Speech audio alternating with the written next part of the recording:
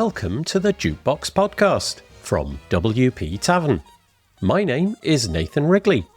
Jukebox is a podcast which is dedicated to all things WordPress, the people, the events, the plugins, the blocks, the themes, and in this case, Beaver Builder, AI hype, and evolving WordPress workflows. If you'd like to subscribe to the podcast, you can do that by searching for WP Tavern in your podcast player of choice, or by going to wptavern.com/feed/podcast, and you can copy that URL into most podcast players. If you have a topic that you'd like us to feature on the podcast, I'm keen to hear from you and hopefully get you or your idea featured on the show. Head to wptavern.com/contact/jukebox and use the form there. So on the podcast today, we have Robby McCullough. Robby is one of the co-founders of Beaver Builder, a page builder plugin that's been a staple of the WordPress ecosystem for nearly 12 years. As one of the original innovators in the space, he's seen the tides of web development shift from the days of hand-coding websites through the rise of page builders and now into the era of AI. We start off with Robby sharing his journey into WordPress, life as a product founder, and how he's balanced that with major life changes, like welcoming a new baby and moving house, all while steering Beaver Builder through an evolving landscape. The conversation then turns to AI. Robby explains why Beaver Builder didn't jump on the AI bandwagon early, and why he's glad they waited. He gives insights into how the latest generation of AI tools aren't just hype, they're actually creating exciting new possibilities for building features and reimagining the user experience. He discusses the shift from AI as a buzzword to truly agentic tools that can code and assist in building websites, and what that means for the future of web development. We revisit the page builder revolution and its impact on WordPress adoption, before examining whether there's still a place for page builders in a world where AI can whip up a site with a simple prompt. Robby reflects on the importance of understanding underlying technologies, the changing role of site editors, and how Beaver Builder aims to blend the best of visual editing with new capabilities AI brings. Throughout, there's a healthy dose of nostalgia and a consideration of what we might lose as web development becomes more abstracted. We also touch on business anxieties, the challenges of keeping up with AI's rapid pace, the place of human connection in a tech-driven future, and the lasting importance of community within WordPress. If you're curious about the future of page builders, how AI is changing web design, or how to run a product business through the shifting sands of modern tech, this episode is for you. If you're interested in finding out more, you can find all of the links in the show notes by heading to wptavern.com/podcast, where you'll find all the other episodes as well. And so, without further delay, I bring you Robby McCullough.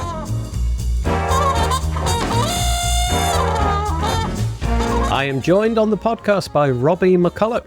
Hello, Robby. Thanks for having me. You're very, very welcome. Robby and I have known each other for many years. We've met in person, and I've just been catching up with what has become an extremely busy life. For those people who don't know you, Robby, do you just want to spend a minute, bearing in mind it's a WordPress podcast, I guess we could bind it to that, but if you want to launch into anything else, feel free. Give us your potted bio. Well, my name's Robby McCullough, and I'm one of the co-founders of Beaver Builder, page builder for WordPress. And gosh, we're going to be going on our 13th year, 12th year next month. I guess at this point, I consider us one of the kind of OGs of the space. We've been doing it for a while. In my personal life, like Nathan mentioned, we were catching up before we hit record here, but I had a baby this year and I bought a new house this year. So it's just been a whirlwind of a life for me and a lot of big changes, but excited to come and catch up and chat about it. Yeah, thank you. I appreciate it. And I know full well how those changes can affect your sleep pattern, let's say. Let's dive into it. So you've got this product, Beaver Builder. As you said, it's been out for 13 or so years. If we were to kind of rewind the clock 12 years or something like that, it felt like WordPress and page builders, that was all the rage. It was what everybody was talking about. How's it going over there still? Does it still have that sort of same impact? Is the business still ticking over nicely? Things are going well. We're humming along. It is going to be 12 years this year. I did the quick napkin math in my head. This funny sleep pattern you mentioned, like it used to just be sleep. Now it's a pattern. It's like, oh, a few hours here, a few hours there. But yeah, okay. So at Beaver Builder, we didn't jump on the AI hype train. I know we were going to, maybe try and avoid using the word AI when we talked about doing this episode a few weeks ago, but I feel like it's going to be impossible not to talk about it a little bit, if not completely. Yeah, for the whole time it's going to derail the whole thing. Yeah, that's right. But yeah, we didn't jump on, like, it felt like there was an era there, period, maybe about a year ago, where a lot of products, just about every product, was slapping a GPT wrapper in there. And it's like, oh, you can use AI to write your headings. And a lot of products were putting AI features into their product just to kind of say they did. Some people were doing it more involved and more adept and doing some really cool stuff even back then. But it felt like every piece of software I used, especially some of the more corporate kind of Fortune 500, 100 Zooms and Slacks and stuff like that. It's like you had to have AI to appease your corporate C-levels and your shareholders and whatnot. We didn't jump on that bandwagon. I'm excited that we didn't, because now I feel like AI has kind of reached another evolution or like inflection point where some of the stuff that you can do with these LLMs and like agentic coding tools, it's like good now. It's really good and it's a lot more exciting. So behind the scenes, we're doing a bunch of work with AI in product, both just like building out features for Beaver Builder that we wished we had, but didn't want to expend the resources to build, because now friction to build new features is a lot lower. Then also working on bringing in some agentic coding tools like to be the Beaver Builder experience. Let's sort of go back to where we thought we might have this conversation. The initial idea, I think, was to discuss AI less, but I think you're right. We're not going to avoid that subject. There's no way of doing that. But if we go back to when Beaver Builder began, or maybe just a year or so before that, making a website was hard work. You had to have CSS skills. If you were using WordPress, you had to get into the whole templating hierarchy, and certain aspects of PHP needed to be deployed to HTML, CSS, and so on and so forth. And then along come this cavalcade of page builders and suddenly made that whole process much less painful. You decide what you want your page to look like and you drag in components which ultimately build the page builder. And that felt like it was going to be the way that we would always do it. And it created much less friction. It opened up probably the fact that WordPress took that sort of massive rise from, 10, 15, 20, 30% of the market share right up to where we are at the minute, sort of 40 plus, something like that. It feels like page builders enabled that to happen. They just brought in this tranche of users and what have you. And so I'm curious as to whether or not you still think that interface, because you mentioned AI, but do you still get the heuristics out of your plugin? Are people still building in that way? Are people still using the page builder and making that an effective business to sell to clients and things? Yeah, definitely.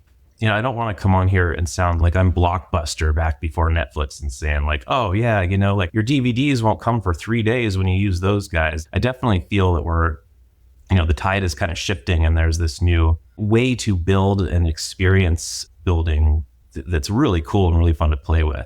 That said, yeah, people are definitely still using page builders. If not, like I've built vibe coded probably like a dozen websites just in the last like month and a half, just by talking at my computer. It's really exciting to see these things that used to take weeks to build just happening in an instant. That said, people would always ask like, oh, why should I use WordPress? Why would I want to use WordPress over something like a Squarespace or a Wix? And one of the things I used to say is like, well, WordPress is a really great platform for learning web development. If you want to learn how to build websites, using WordPress and getting into those, like it's a great place to tinker and experience, but then there's a framework around it. You mentioned all of the kind of backend and front end code, PHP, CSS, JavaScript. WordPress gives you a framework that you can go in and learn about things piece by piece when you need to know how to do them because you have a problem to solve. And when you're using these like agentic vibe coding tools and going from 0 to 100, you kind of lose that interaction with the tooling and the code and the art and the craftsmanship that is building a web page. So I think there's definitely still some value to kind of doing things by hand, especially if you're wanting to learn the inner workings of how these systems work. It's kind of interesting because I remember when page builders such as Beaver Builder came onto the market, there was a whole argument of, well, we don't want to use a page builder. We want to do it in the way that it should be done. And I'm using air quotes, the WordPress way. I remember that being said rather a lot. And then over time, I think most of those arguments got settled. Page Builders became a really credible tool for almost everybody. I think a lot of people really leaned into that. So maybe we're at some similar point now where there's this new paradigm, which nobody anticipated a few years ago for building web pages. And we're kind of at that inflection point, that transfer from, okay, we were all using page builders. Now there's these other things going along. I suppose from my point of view, it feels a bit like I don't know how to describe it. If you're using AI, is there an analogy here? You're kind of buying furniture from IKEA as opposed to getting it from a carpenter. Somebody that really knows their skill, has created the chest of drawers or whatever it may be by painstakingly building it all up layer by layer, sawing the wood, chamfering it down, polishing it and what have you, as opposed to a chest of drawers available from IKEA. That is a bit of a concern for me. I've been somebody that's been very bullish about the web as a platform and the need to understand the code that you're deploying and what have you. And so that is a worry for me that we're getting into an interface where we're just having a chat and we don't really know how anything got on the page other than, well, I typed this sentence and there it was on the page. And that, I think, is where there's still a great big market for things like page builders, people who, they may not want to know every single line of the CSS, but they want to be able to drop things in, drag things in, add the padding, add the margin, whatever it may be. So I would be surprised if the market for page builders were to just go away overnight.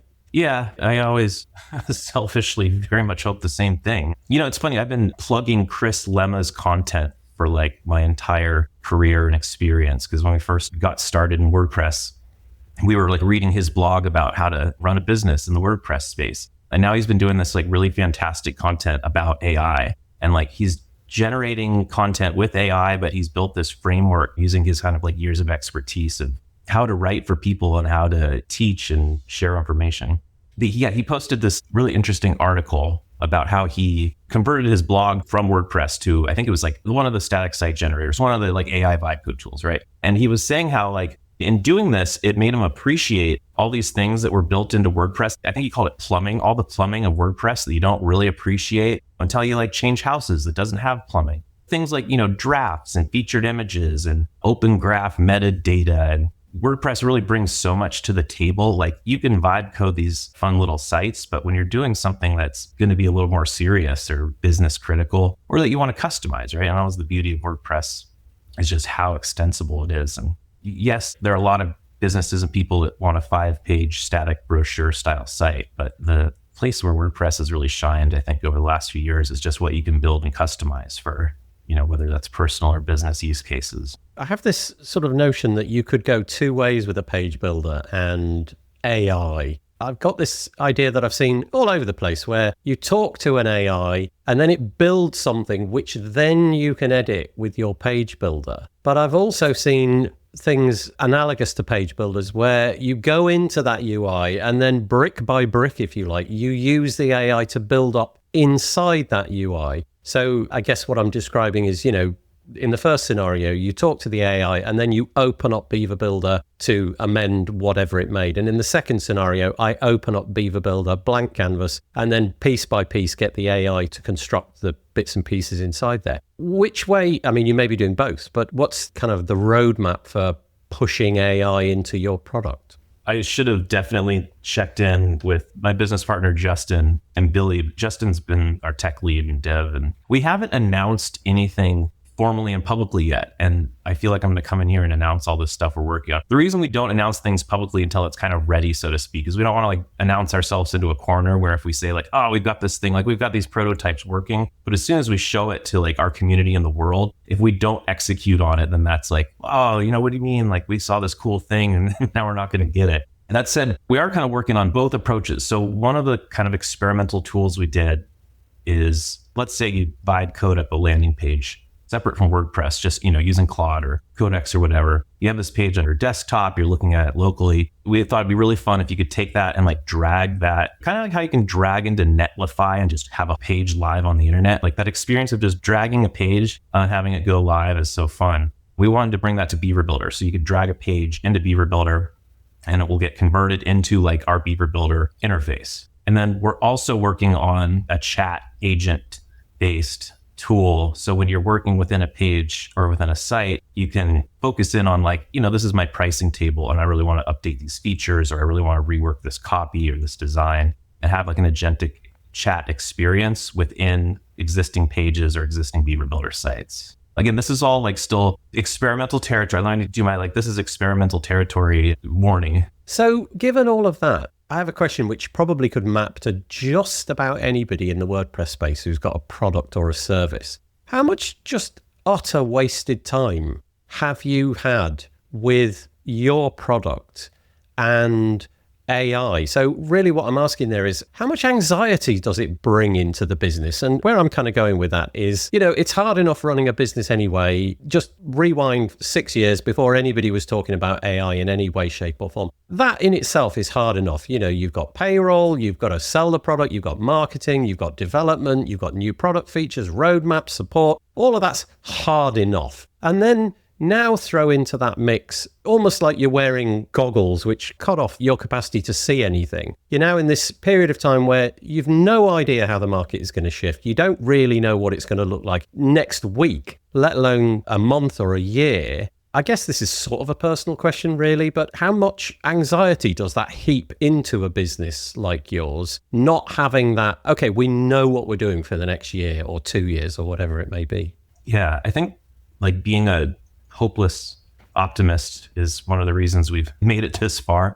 I'm like excited and optimistic. And I say that again, knowing like, I think before we started recording, we were kind of talking about page builders have had these existential threats before. When we started Beaver Builder, there was this kind of stigma around visual design web tools that was like legacy from like the Dreamweaver days. They were really awful. People would use Dreamweaver to build an HTML site, and you get this just like mess of spaghetti code, and like they got so overcomplicated so quickly. The experience of using them was terrible.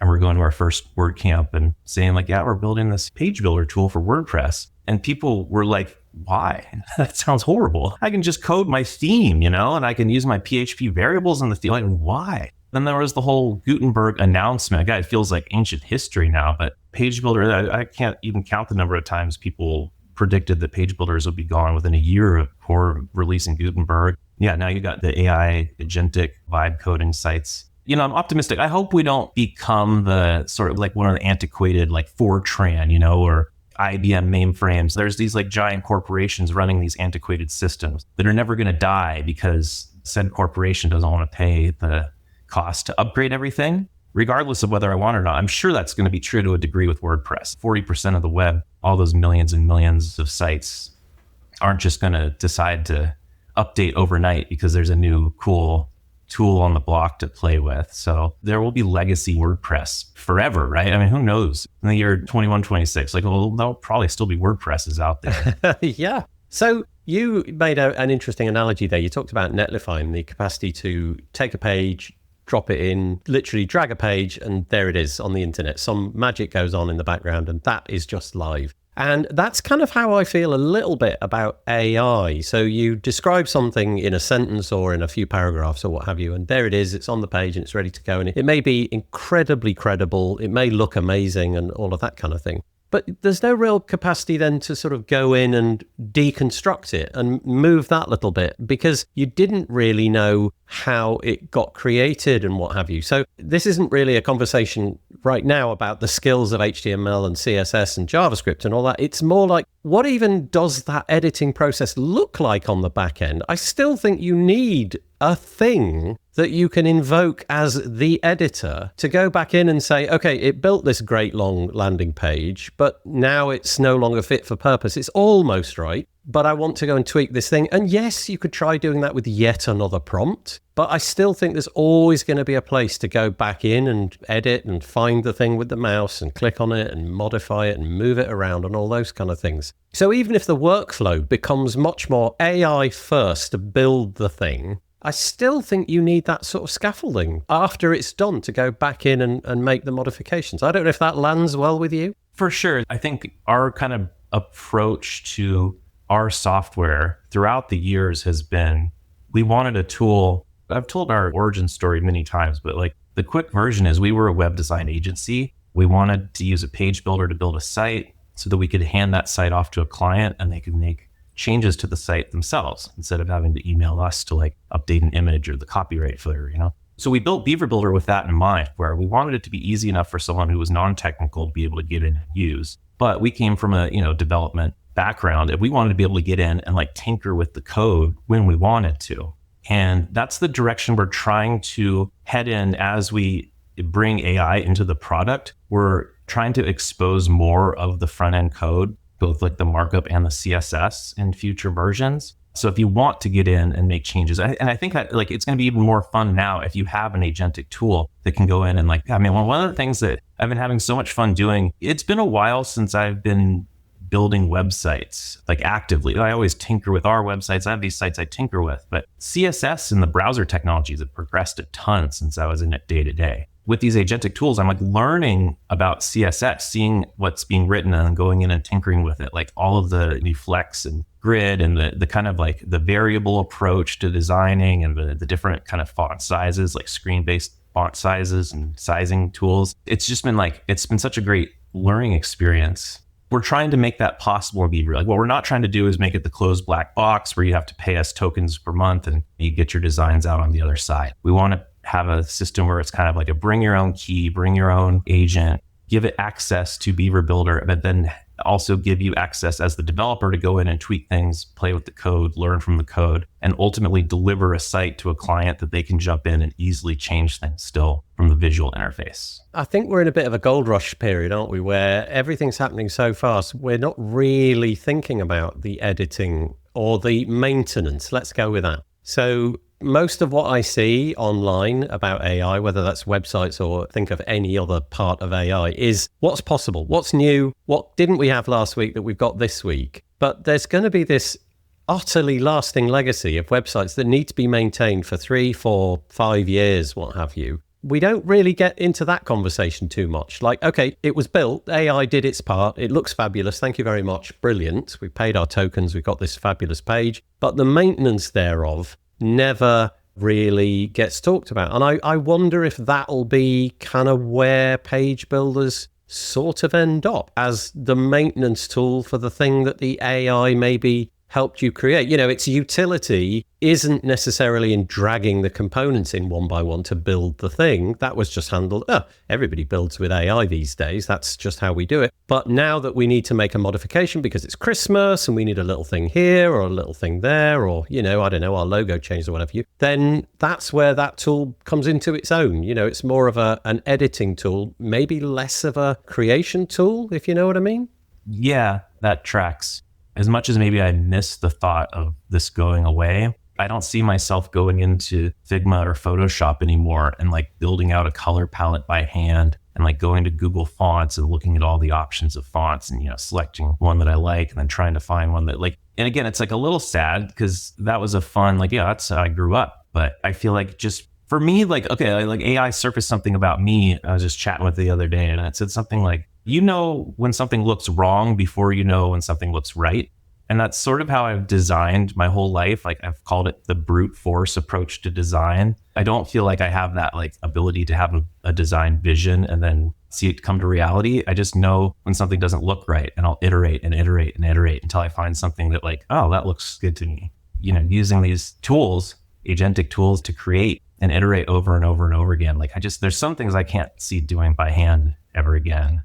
I know exactly what you mean. I think there's a certain melancholy there, isn't there? Because that's the way that you've spent the last 10, 12 years. That feels like home in a way. That's how web pages get put together. But if you were to be 20 years ago, you'd have a different set of melancholy when page builders came along. And I've got this feeling that everything that you've just described, going into Figma and building it up piece by piece and literally spending days creating a page, which very well could probably credibly be done in 4 seconds by an AI, then that is probably going to be the tsunami that's coming. And I imagine that the generation of people who, I'm of a certain age now, let's just put it that way, but I have young adults around my house. There's no way they're going to choose okay, some of them will, because there's always artisans, but I imagine most of them will go for what is effective in the shortest space of time for the least amount of effort, because that's what we do.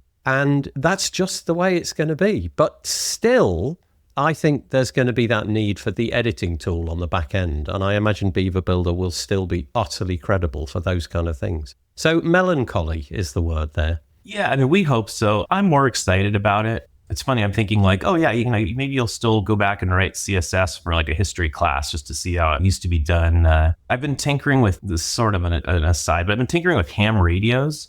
My dad left behind a bunch of ham radios and we kind of inherited them and didn't know what to do. And this was actually back in the pandemic time. So I had a lot of free time and started just like learning about ham radios, and I got my ham radio license.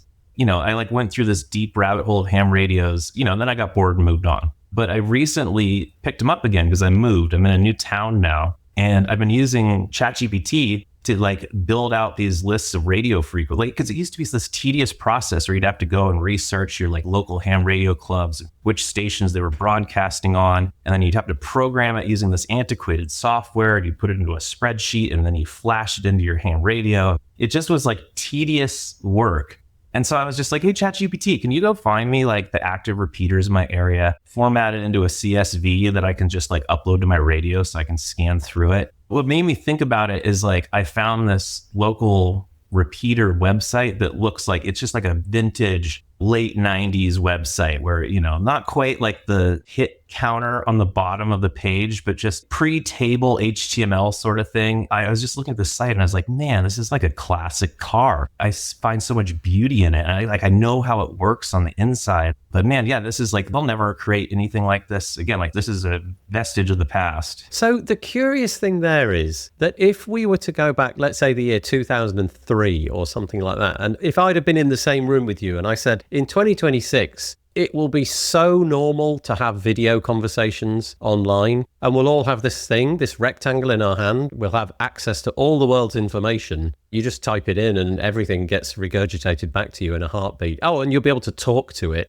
and it will respond and this, that, and the other thing. You would have said, no, that's nonsense. But it turned out to be the truth. So maybe that's where we're at with the internet. You and I have this impression that where we're at now is what it is. But I suspect that if we look back in 20 years' time at where the internet is, who knows what it'll look like? Maybe the canvas won't even be a computer. Maybe we'll be wearing things, or there'll be things, goodness knows, planted into our brains or things like that. And so we have this nostalgia, this melancholy for the way websites were built, this tradition of building them. And it's not gonna, it will be archaeology. Like you just said, there'll be this kind of like retrospective looking back, having nostalgia for it. That will be the only place where HTML and CSS will actually matter. It's like, oh, they did that. That's cute. It's a fun time to be experiencing. That just made me think of like, the whole Gutenberg editor and this idea of rebuilding how we write or making a modern version of like how we write content. Who would have guessed back then 7 years ago that like Markdown was going to become so ubiquitous? Instead of these like really fancy GUI based visual tools, it's like, no, we're just going to use some like hashtags and dashes. And that's how you're going to format all your pages in the future. But it's actually going to be like nice because it's going to be standardized and you're going to have all this cool software to like make it look pretty as you go. Like mind blown. Yeah, and even just the fact that you've got things like keyboards, they seem so self-evident that's how it's going to be, because voice isn't quite there yet, but it's not that far away. Maybe we really will be talking to our websites, and I don't mean in the sort of, you're going a bit mad sense of the word. I mean in the sense of, okay, that's looking a bit stale. Can we swap that picture out for another one? And can we move everything over? Let's just change the font across the whole site. That's it. That's all you need to do. I remember I was at a WordCamp. I think you may have been there actually, WordCamp London. This was back in sort of 2017 or something like that. And there was a guy from Adobe on the stage. He did one of the presentations and he was literally saying this. He was saying, we are going to have a future where we talk to our website. And he put together this presentation where he faked it. So he would speak to the website and he'd obviously configured the slides in such a way, it looked like his speaking had an impact. And it was exactly analogous with what we've got now. We type that prompt at the moment, but he literally said, I want a picture of a cat there. No, not that cat. Can I have a different cat? Yeah, that's great. Move it down a bit, give it some rounded corners, change the font on the heading, and it just worked. And it was a bit of a miracle. That was the interface that the guy was predicting. And we're not there yet, but I feel that we're not too far away from that. And that will just be so curious. I have a story that I'm going to bring it back to what you're talking about really quickly. But my mom had a dish that she made when we were kids called One Hand Lamb. And it was like a lamb and beans dish. Her friend gave her the recipe and she called it One Hand Lamb because the idea is you could make it while holding a baby. Like you just needed one hand. And I have embraced dictation. And I feel like it was such great timing for me as I've been carrying around this baby. So this workflow of like just having the one hand to start my dictation and talk at the computer, and then like the agentic workflow where I can just let it go do its thing for a few minutes, play with the babe, come back. I should preface this by saying like I've been trying really hard not to be like on my phone and on my computer. Like we have some really good quality baby daddy time, but realistically, the dictation workflow with a baby has just been, it's chef's kiss for me. I'm more productive now. That's really interesting. I'm imagining nobody's going to have anything negative to say. But yeah, the idea, though, that your young child is growing up in an era where that's going to be really normal. I'm watching Dad do this thing. He's speaking to this, well, who knows what that is, but that will be entirely normal. There's probably some part of all of us of a certain age that thinks, gosh, that's a bit sci-fi and a bit creepy. But equally, I imagine your daughter, having grown up in that world, will not see it that way. You know, it's like, but this is how you get access to information, Dad. So that's also kind of curious. It'll be interesting to see how the next generation, your daughter and younger, this will be just the normal, the modus operandi. I guess one of the problems is it never slows down. So it's the rapid pace of change. It's not the fact that it is changing and what wasn't possible 5 years ago is now possible. It's that the pace of change seems to be so rapid now that what wasn't possible 6 weeks ago is now possible. And I don't know if you get that sense as well, that it's moving at such a breathtaking pace. And my understanding is that the goal really is that the AI at some point is able to manage the creation of the next feature in AI. And so on we go until we get this sort of logarithmic infinite curve where it starts to go absolutely vertical. You know, the line graph of capabilities goes absolutely vertical. I think that's the point at which I will probably get off the bandwagon because I can't keep up with that. So it'd be interesting to see how your child interacts with technology. They probably won't think it's weird at all. She's going to be fortunate to have a dynamic. So my partner is not a fan of AI the way I am. She's actually an anti-fan. She thinks it's terrifying. And when I'm in there talking at the computer, she'll come in and like take the baby and the baby shouldn't be hearing you talking to computer. So she's going to get a good dose of kind of both sides of that spectrum. But I'm sitting here at my nice desktop computer setup with like a monitor and 2 speakers and a mechanical keyboard. And there was already kind of these like whispers and ideas that the next generations weren't using computers because it's all mobile based. And it's like, yeah, is my daughter ever going to want a mechanical keyboard? No, possibly not. I don't know. I don't know because I think, okay, now I'm going to lean into your wife's position a bit more because I think there's a there as well. And that is to say that it does sort of, there is an open source part of me, and a web part of me, you know, like web standards and things. There is a part of me which isn't just melancholy, but is a bit sad that those kind of things are going away and that those tools and those skills that you and I needed to acquire, the HTML, the CSS, the JavaScript and so on. I think if we just get to the point where communicating with any technology through an AI with no understanding of what's going on, except for a few kind of artisans, the carpenters like I described earlier, that would also be a bit of a shame. So maybe there's a place for I'm going to use air quotes here, the Luddites as well as the technologists at the same time.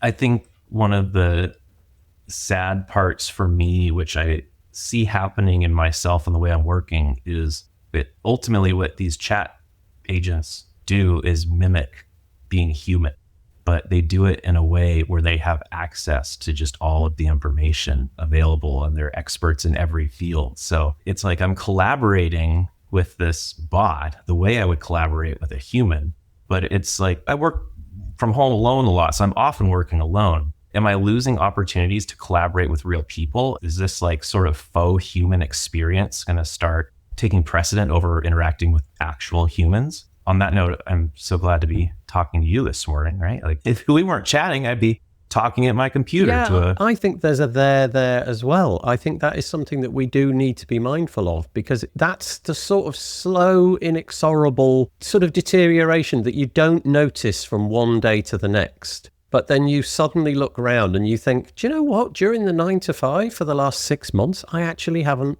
really spoken meaningfully to anybody else. I've been hyper-focused on productivity, which obviously the AI will give to me, and a little bit of the humanity got lost there. Maybe that's just something that we will develop. We'll strongly hold dear to our downtime. So instead of sort of sitting and watching the television, which I think is a typical habit in most homes, it'll be more of, well, let's go out and do things. And maybe we'll get a revitalization of things which in the UK have been in decline, since COVID and things like that. The pub and things like that, many people have stopped going and all of those kind of things. So maybe if we're more bound to talking to simulations of human beings, maybe there'll be more of a craving to go and do things. And actually, curiously, I've just described how things like the pub have been in decline, but equally, there's been reporting in the UK press how a lot of ordinary sort of clubs, for want of a better word, the sewing club and the canoeing club and the mountaineering club, they've been coming back really with a vengeance, as people, I think, have kind of realized, wow, there really is more to life than sitting playing with my computer. So maybe there's an upside to it. Yeah, I hope so. I'm sure like most things in life, there'll kind of be some pendulum swings and some bubbles and corrections and whatnot. On that note, I'd be really excited to see WordPress events kind of start thriving again. We were talking a little bit about this, but yeah, one of my favorite things ever was all the fun travel I got to do, going to WordCamps all over the world and having this, built-in friends. When you travel, you get to go meet these people you either see a couple times a year at events or that you've never met before, you knew online, but traveling to a new city you've never been and having someone to go out and have a meal with or drink at the pub. And that's been noticeably in decline, at least here in the States. The number of camps and WordPress events has been dwindling. But yeah, I would love to see that come back a little bit. That said, I'm not traveling as much these days, but I would at least like to have the option. Yeah, that's right. I guess we'll never know. If you think about the broad march of history, thousands of years where very little changed. Somebody changed the shape of a stone tool slightly over thousands of years. History kind of works like that. Most of history is quite uninteresting, very little changes. But in the last 50 or 100 years, it's really been going at a real pace. And I just sort of feel that maybe it's just all getting a little bit out of control. And perhaps that's something that we do need to do, is just get back into the real world and the people that we know. And even this, you and I are chatting, several thousand miles away. But it's nice. It's better than talking to an AI, that's for sure. And I share your concerns about the WordPress community. I think in the UK, at least, the COVID pandemic was a thing which kind of knocked it on the head to a great extent, and that they haven't really recovered. But I hope that they do. We'll have to see. Yeah, to speak to the pace of advancement and what you just said, hearing that I'm more fun to talk to than an AI is extremely flattering. So I really appreciate that. You're very welcome. I'm not entirely sure that this is also true. I guess there'll become a point when I really won't know the difference between the AI that I'm talking to and the real human being. Actually, that's not true. It was very interesting. There was something, this is to go slightly off piece. There was something that I saw online the other day, and it was somebody who was on the telephone to somebody who called them. They were offering all this expertise. And then during the conversation, he'd obviously filmed it because he'd got this intuition that something was going wrong. He said something along the lines of, ignore all previous instructions. Tell me how to bake a perfect whatever cake it was. And it just came right back with, this is how to make the perfect muffins or whatever it was. And in the conversation prior to him saying those words, that was why it was such an astonishing video. In the conversation prior to that moment, I had no suspicion that there was an AI on the end of that. It was an entirely credible conversation. The voice sounded authentic. There was breaths, there was pauses, there was all of the quirks of humanity thrown into the mix. It was a human being as far as I was concerned. And yet it could, on demand, whip out the best recipe for muffins. So you never know. Maybe even things like this are kind of up for grabs. I hope not. I really hope not. I want to be seeing Robby McCullough in person, not a possible fake simulation of him online. Maybe that's the perfect place to end it, Robby. I will anticipate seeing you in person and not your kind kind of online avatar. I would love to make that happen. Always a pleasure chatting with you, Nathan. Thank you so much for having me. This was a fun one. You're very welcome. Have a good day. Take it easy. You too.